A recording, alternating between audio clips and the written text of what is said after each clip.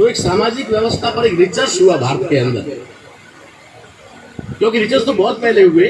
भारत की सामाजिक व्यवस्था में पता नहीं कितने लोगों ने पीएचडी की, पता नहीं कितने लोगों ने की, लेकिन एक व्यक्ति के दिमाग में एक बात आई, जो उता यूनिवर्सिटी का स्कॉलर था, और उसके दिमाग में बात चली कि पूरी दुनिया में सारी सिस्टम को हम लोग पढ़ते हैं, अध्ययन करते हैं, लेकिन भारत एक ऐसा देश है जहां पर सामाजिक व्यवस्था के मुताबिक 6,000, उस समय 6,000 5,000 जो भी आंकड़ा बाद में आया है, लेकिन उसने कहा कि क्या वास्तव में 5 या 6,000 जाति के लोग रहते हैं? ये जो सामाजिक व्यवस्था है, ये सामाजिक व्यवस्था किस प्रकार की व्यवस्था है? क्या वास्तव में इतनी जाति के लोग रहते हैं? इसके ऊपर उन्होंने जब रिसर्च वर्क शुरू किया तो वो भारत के उता यूनिवर्सिटी से भारत के विशाखापट्टनम यूनिवर्सिटी में आए, और विशाखापट्टनम यूनिवर्सिटी में से उन्होंने कार्य शुरू किया, यहाँ से एक साथी को साथ में लेके। उस आदमी ने क्या सोचा, पढ़ा तो बहुत था उसने कि सामाजिक व्यवस्था, ऊंच नीच वर्ण व्यवस्था, सारी चीजें उसने पढ़ी, लेकिन उसने कहा इसका आधार क्या है, किस बेस पे ये भेद है, किस बेस पे ये करने का समानता है। उसको लेकर के उसने डीएनए को आधार बनाया। उस समय डीएनए पहली बार चर्चा में आया था, तो डीएनए को उसने आधार बनाया कि मैं भारत की सामाजिक व्यवस्था पर रिसर्च वर्क करना चाहता हूँ। इसका आधार जो रहेगा वो डीएनए रहेगा कि क्या 6,743 जातियां जो भारत में है, उनका डीएनए क्या 6,743 डीएनए अलग अलग है, या फिर इसमें कुछ और नया। इसको लेकर के जब उसने चारों वर्णों की जो जातियां हैं, उन जातियों का डीएनए कलेक्ट करना शुरू किया। प्रत्येक जाति, वैसे जाति का सिस्टम बता दूं आपके लिए और आसान हो जाए, क्योंकि 6,743 का आंकड़ा जब हम भी देखते थे ना फर्स्ट टाइम में, तो हम भी सोचते थे इस जिंदगी में तो क्या 7 जिंदगी में, लेकिन बहुत सिंपल है, बहुत आसान है कि जो 6,743 जातियां पूरे भारत में निवास करती है ना, पूरे भारत में किसी भी एक राज्य में 6,743 जाति नहीं, किसी एक राज्य में 6,000 जातियां नहीं है। जातियों का सर्वे हुआ उसके आधार पर, और जो लिस्ट बनी हुई है उसके आधार पर प्रत्येक स्टेट के अंदर 50 से लेकर के 450 जातियां निवास, मैक्सिमम 4,500 एक स्टेट। किसी भी स्टेट में 6,000 जाति नहीं, भारत में 6,000। अब आप इसकी सामाजिक व्यवस्था को पहले समझो तो आपको ये सारा समझ में आएगा। एक राज्य में मैक्सिमम 400 जाति है और मिनिमम 40 जाति है, लेकिन भारत में 6,000 जाति। ये बहुत चौंकाने वाली बात है। मेरे सामने फर्स्ट टाइम आई तो मैंने इसके ऊपर बहुत गहराई से काम किया इसके ऊपर, तो लास्ट में बड़ा अच्छा परिणाम निकला कि पूरे भारत में 6,000 जातियां नहीं, सिर्फ 12 जाति, सिर्फ 12 जाति। अब जब हम वहां से देखा कि स्टेट के अंदर 400-500 से ज्यादा जाति नहीं है, तो नीचे आए हम लोग कि क्या स्टेट में 400 जाति है, तो क्या स्टेट के प्रत्येक डिस्ट्रिक्ट में 400 जाति है?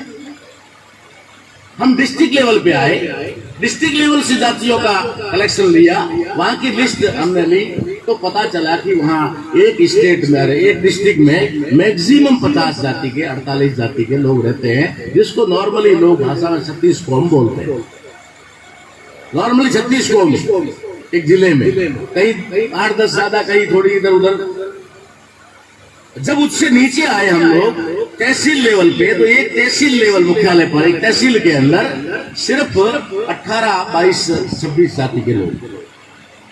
और जब हम उससे नीचे लेवल पे ब्लॉक या गांव तक आए, तो एक गांव के अंदर 8 से 12 जाति के लोग। कई गांव तो ऐसे मिले जहां लोहार मिला ही नहीं, दूसरे गांव में जाके काम करो। कई गांव ऐसे मिले जहां सुथार मिला ही नहीं, उसके लिए भी लोग दूसरे गांव में जाते हैं। कई गांव ऐसे मिले जहां नाई नहीं मिला, उसके बाल कटवाने दूसरे गांव में जाते हैं। तो एक गांव में 8 से 12 जाति हमें मिली और देश में 6,000 जाति। इसका मतलब और मीनिंग क्या है? इसका मतलब ये है कि एक ही जाति को दूसरे तीसरे जिले में और दूसरे तीसरे राज्य में अलग नाम से जाना जाता है। काम वही, ठीक है ना, काम वही है। लेकिन अब जैसे एग्जाम्पल के तौर पे लें, पशु चराना एक काम है, पशुपालन जो है एक काम है, ठीक है। लेकिन अपने जालोर और बाड़मेर में भी कहें तो 3-4 जाति के लोग क्या है, उसी को 3-4 जाति के नामों से पुकारा जाता है। रबारी कहते हैं, देवासी कहते हैं, और राइका कहते हैं। ये तो अपने अपने बाढ़ में जालोर से बाहर नहीं जा रहा हूँ, थोड़ा बाहर जाएंगे फिर नया नाम है। कई पाल कहते हैं, कई गडरिया कहते हैं, कई मालधारी कहते हैं, तो कई धनगढ़ कहते हैं ना, कई गायकवाड़ कहते हैं, तो कई और कुछ कहते हैं। अलग अलग नाम, मतलब पूरे भारत की अगर उसकी पूरी लिस्ट बना दी जाए तो एक काम है और मिनिमम 100 नाम।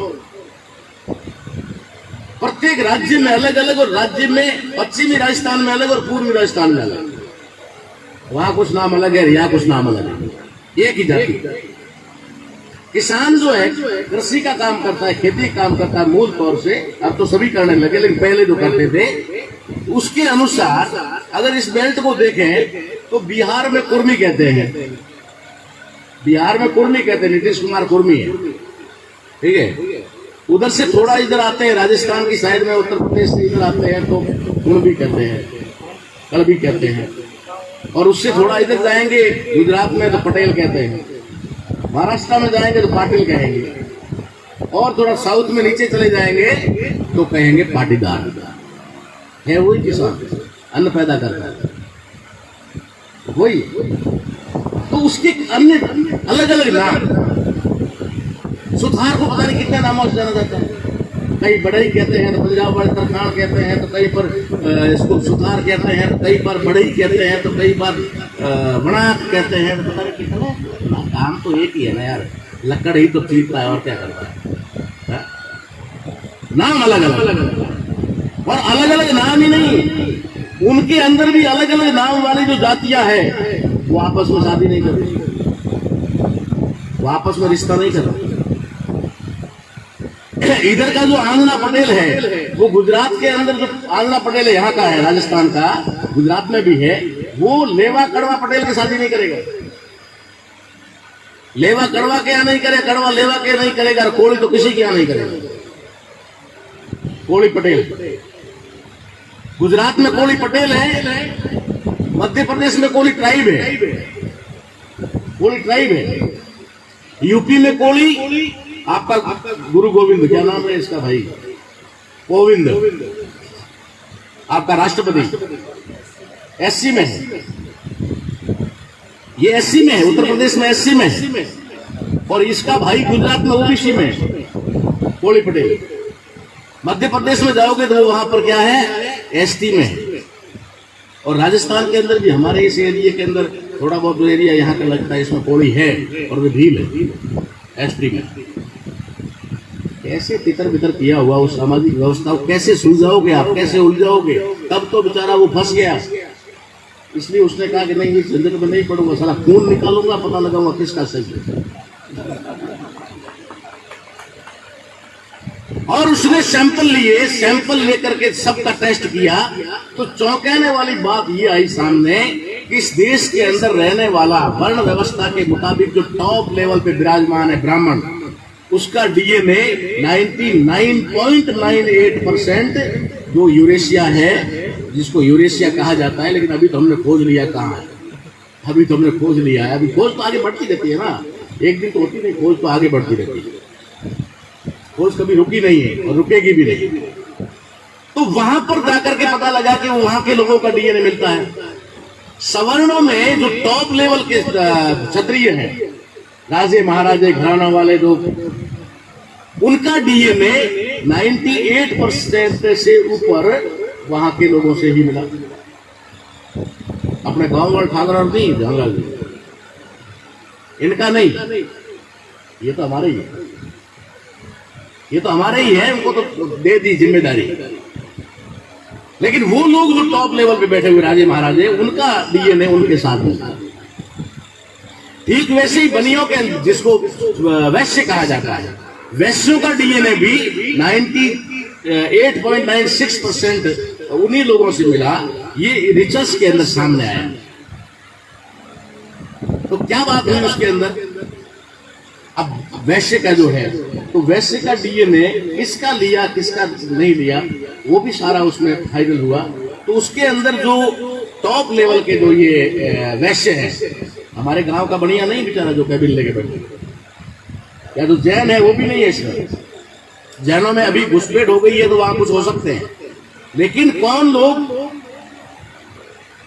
वैश्य में, कौन लोग? अग्रवाल जिसके अंदर आते हैं, गोयल आते हैं, क्या नाम है इनका, गर्ग आते हैं।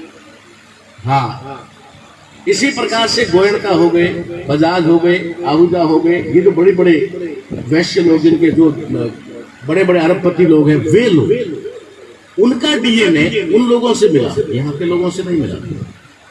लेकिन जो भारत की सामाजिक व्यवस्था में 6743 जातियां हैं, एससी, एसटी और ओबीसी,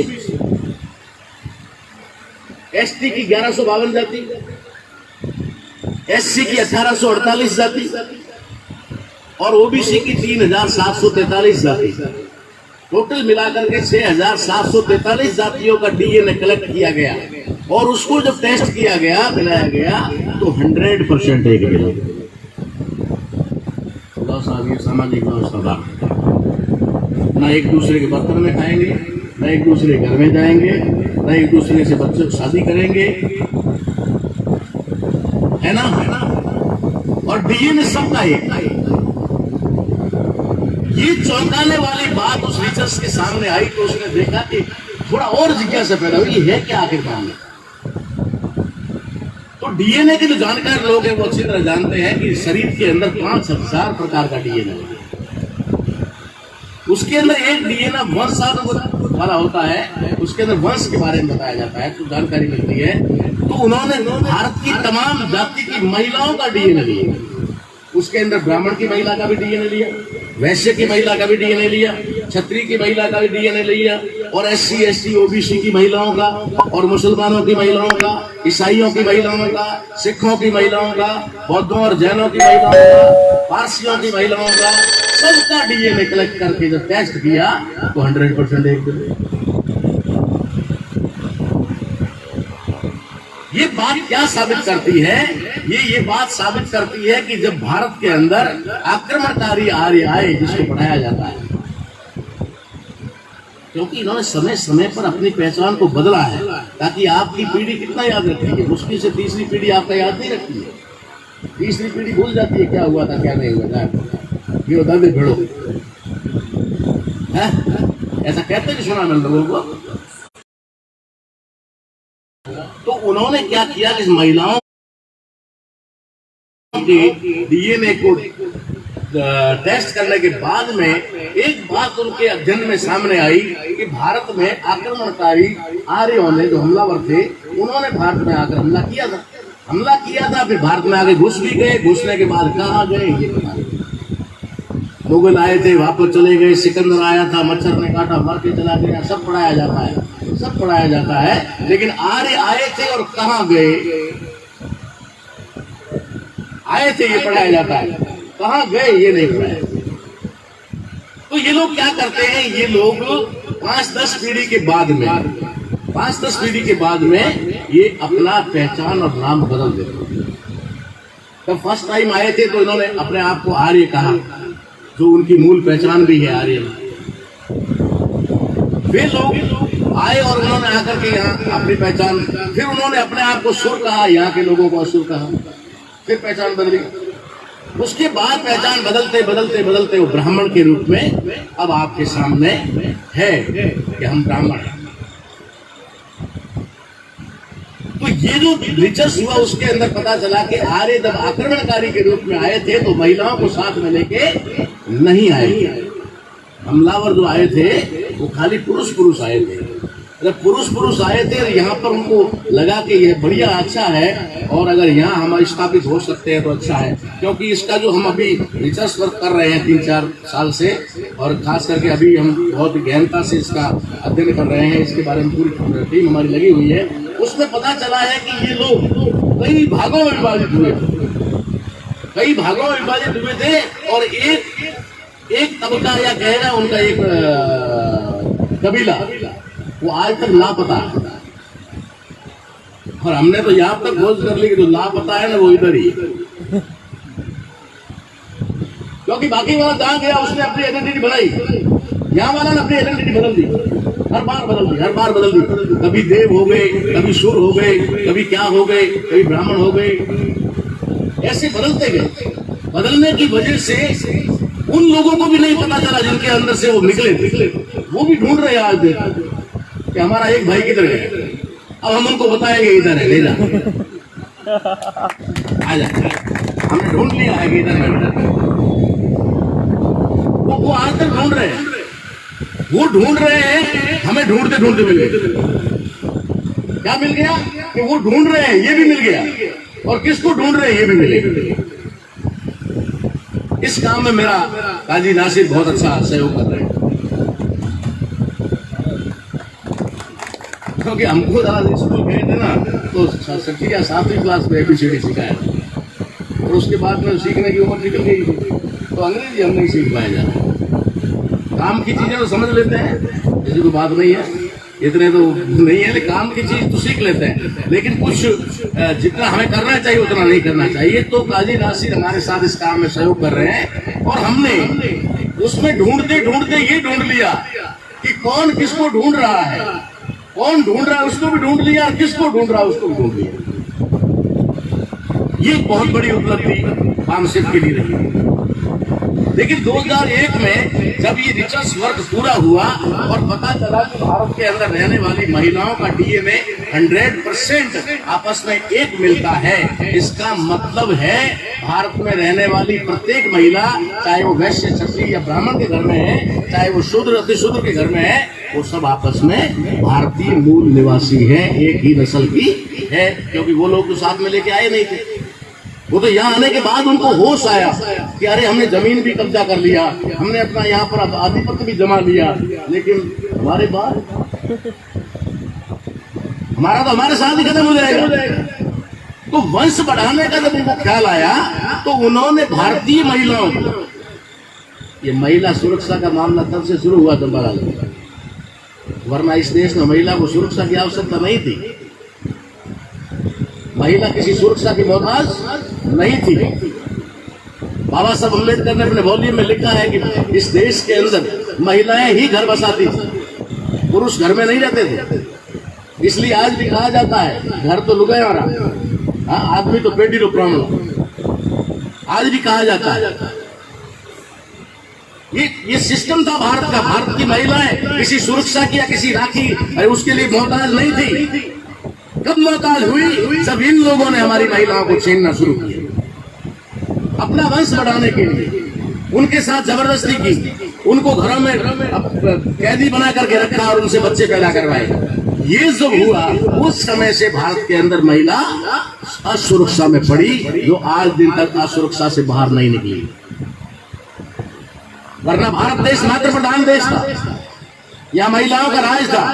और अगर ये चीज देखनी है तो मरते मरते एक बार मेघालय जाके देखा, आपके देश का स्टेट मेघालय, हम तो जाकर आए, हमने वहाँ कैडर लिया, हमारे कम से कम 150-200 लोग वहाँ जाकर आए। मैं हर साल देश के अलग कोने में भूटान, नेपाल, ब्रह्मा, कहाँ ले जाकर के कैडर करवाता हूँ, सिर्फ इसलिए कि हमारे लोगों को सामाजिक व्यवस्था के साथ साथ भौगोलिक व्यवस्था की भी जानकारी होनी चाहिए। हमारे देश का हम लोग यहाँ पर पढ़ाते हैं आपको कि वहाँ ये होता है, वहाँ वो होता है, वहाँ वो होता है, लेकिन एक बार हम प्रत्यक्ष रूप से लोगों को ले जा करके दिखाते हैं कि क्या होता है कि नहीं होता है।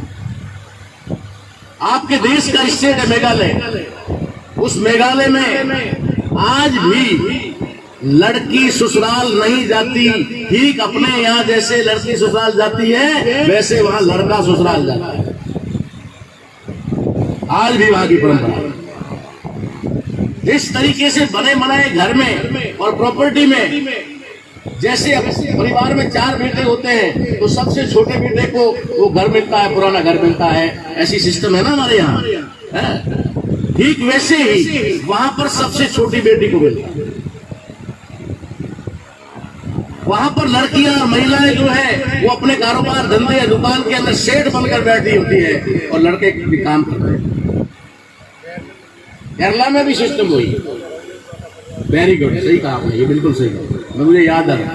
और नॉर्थ ईस्ट के और भी कई स्टेट है, नॉर्थ ईस्ट में लगभग सभी में है, सभी में है, क्योंकि हम लोग मणिपुर जाके आए, हम लोग नागालैंड जाके आए, हम लोग त्रिपुरा जाके आए, सारा का सारा जो वहां का सिस्टम देखा, कल्चर देखा, उसके अंदर भारत मात्र प्रधान देश था, उसकी झलक आज भी हमें दिखाई देती है।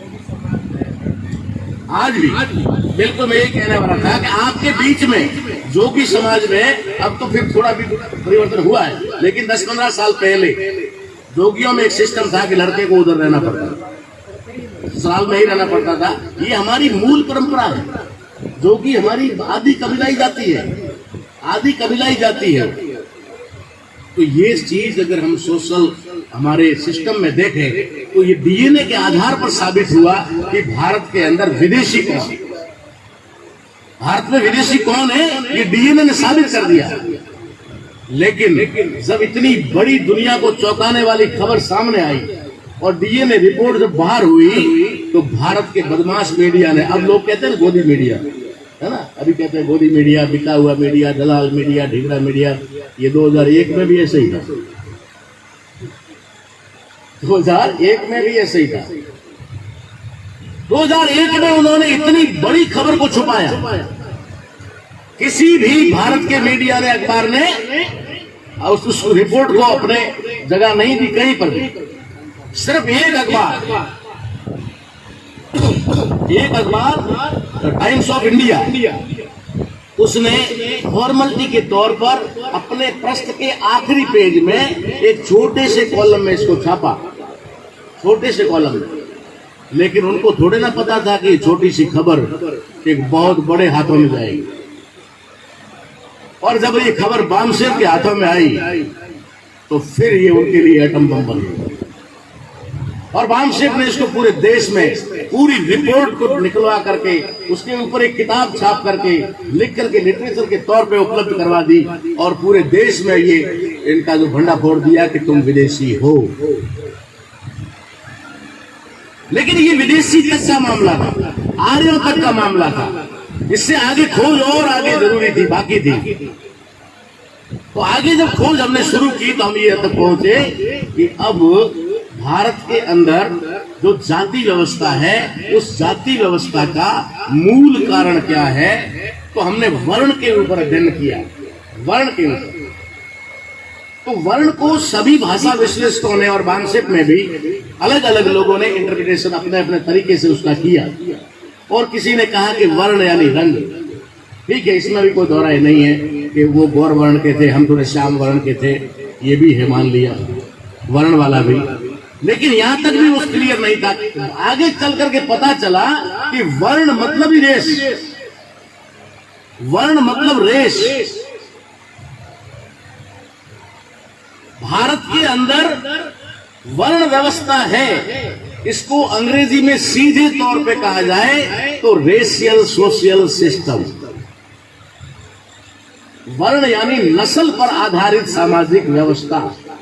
अब नस्ल पर आधारित सामाजिक व्यवस्था है तो कितना बड़ा भेद है कि एक ही नस्ल के लोगों ने दूसरी नस्ल के लोगों को जानवर से भी बदतर समझा ही नहीं, बना करके छोड़ दिया, जानवर से भी बदतर। जानवर को तो एक्सेप्ट करते हैं, वो घर में कुत्ते को भी एक्सेप्ट करते हैं, बढ़िया गाड़ी में घुमाते हैं, साथ में सुलाते हैं, एक थाली में खाते हैं और मुंह भी चटवा लेते हैं, है ना। गाय भैंस है, उसको भी चारा डालते हैं, उसका गोबर उठा लेते हैं, गाय का मूत्र तो पी भी लेते हैं, नहला भी लेते हैं, उसको अच्छे से बांधते हैं, छाया में धूप में उसकी देख रेख करते हैं, केयर करते हैं, जानवर की करते हैं।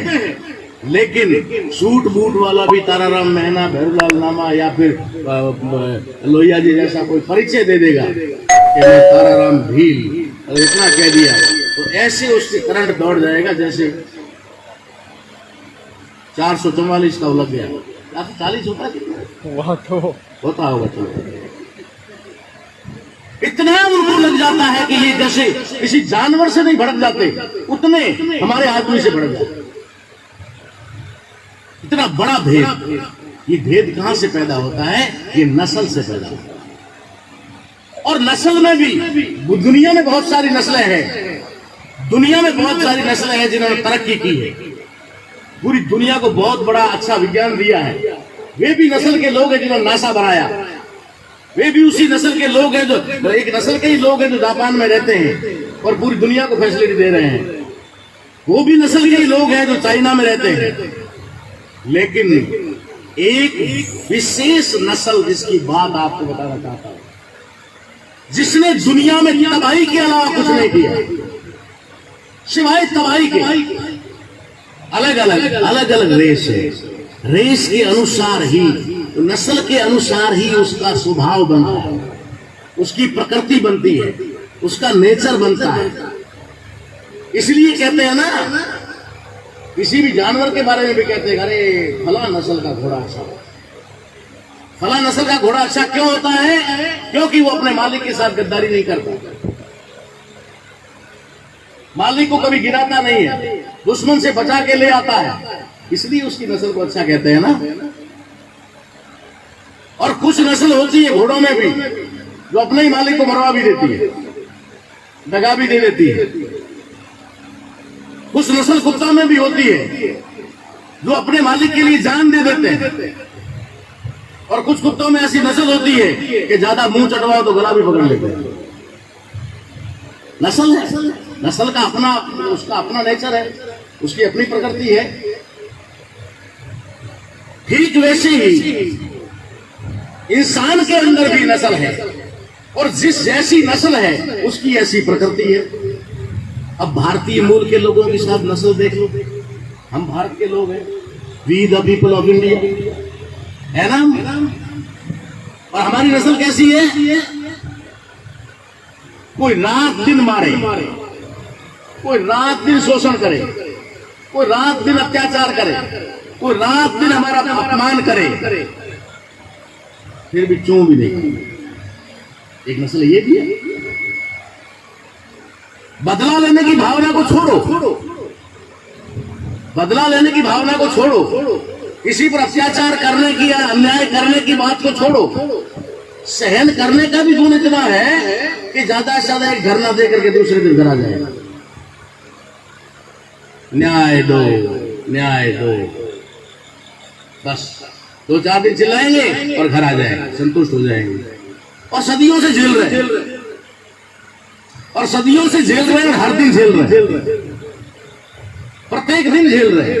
ये भी एक नस्ल है, ये भी एक रेस है।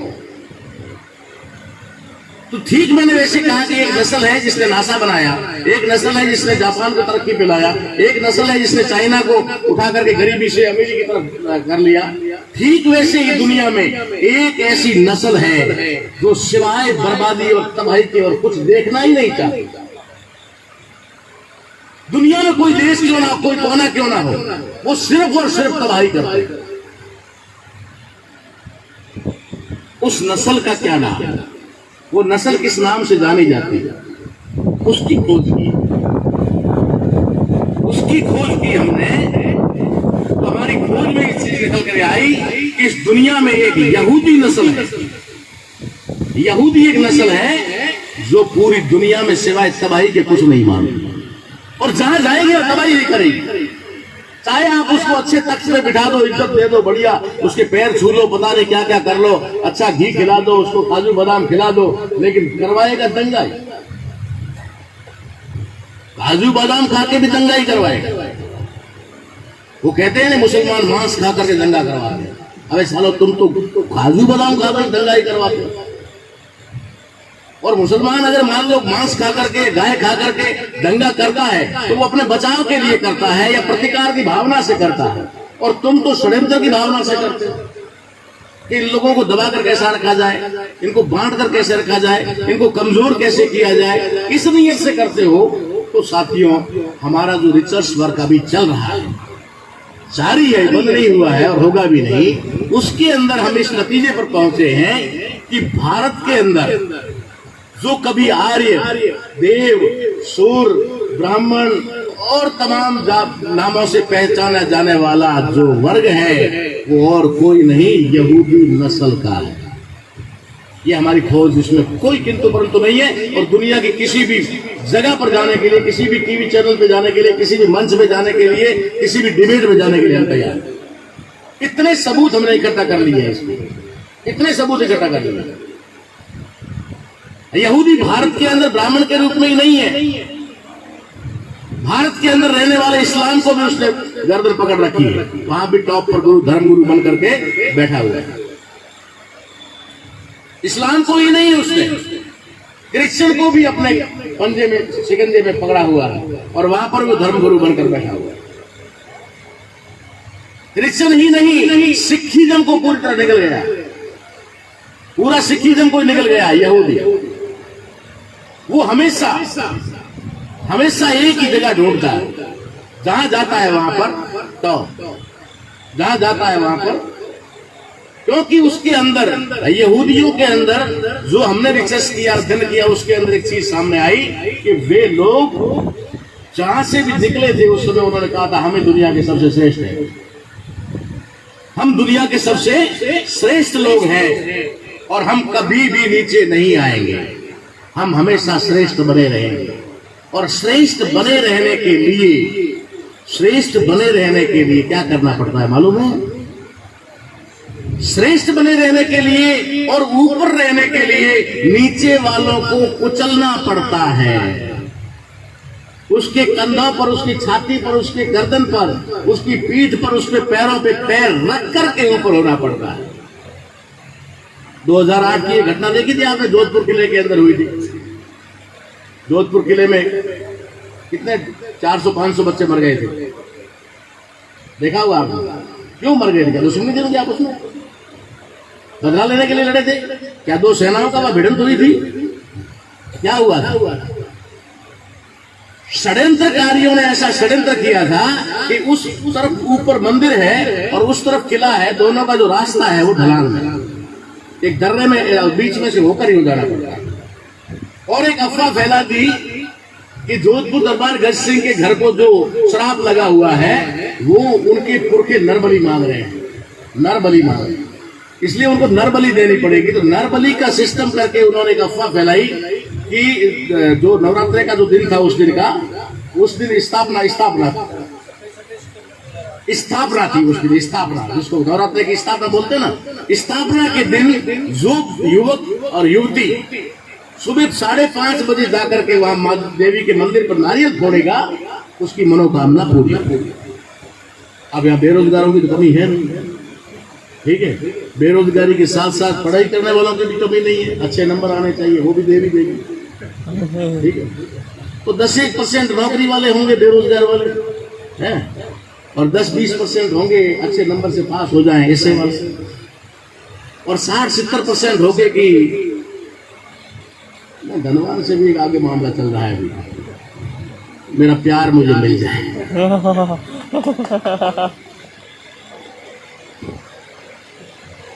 वो प्यार पाने के लिए पहुंच गए और 3-4 बजे पहुंच गए, जमा होने लगे।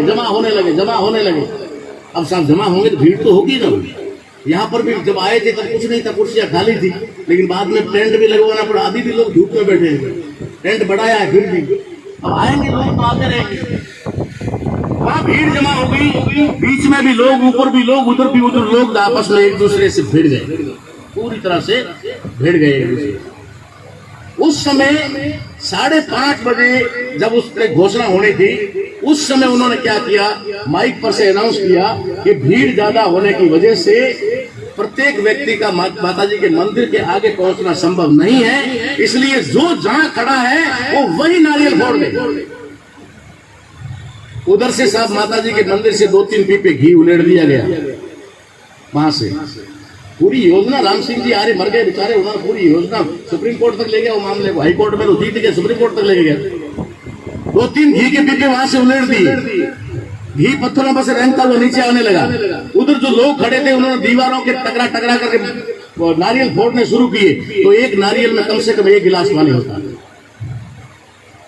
अगर सैकड़ों की संख्या में, हजारों की संख्या में नारियल फूटे होंगे तो पानी कितना होगा? फिर ऊपर से नीचे से घी का रिसाव आता है। घी और पानी जब मिलता है तो आदमी का खड़ा रहना मुश्किल हो जाता है।